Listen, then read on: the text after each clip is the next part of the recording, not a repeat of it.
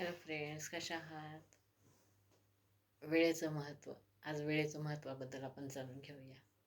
एका वर्षाचं महत्त्व त्या विद्यार्थ्याला विचारा ज्यानं वर्षभर अभ्यास केला आहे आणि एखाद्या मार्काने तो नापास झाला, त्याचं वर्ष वाया जातं, त्याचं दुःख काय असते ते.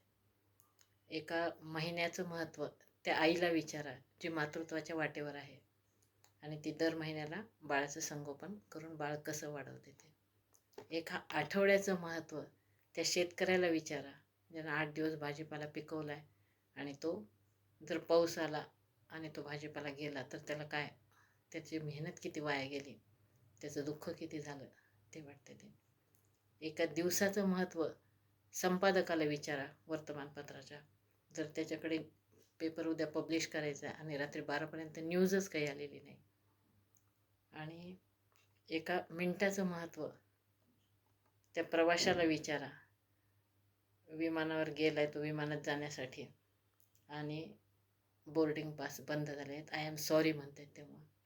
किंवा दुसरं उदाहरण द्यायचं तर रेल्वे स्टेशनला गेलो होतो आपण, रेल्वे स्टेशनवर पोहोचलो सामान घेऊन आणि आपल्या समोरून आपली रेल्वे जाते, काहीच करू शकत नाही आपण. आणि एका सेकंदाचं महत्त्व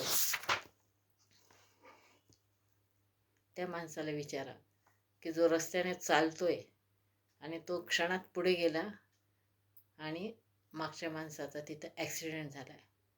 त्या क्षणी त्याला काय वाटतं, एक क्षण जर मी मागेच राहिलो असतो तर आज मी जिवंत राहिलो असतो का.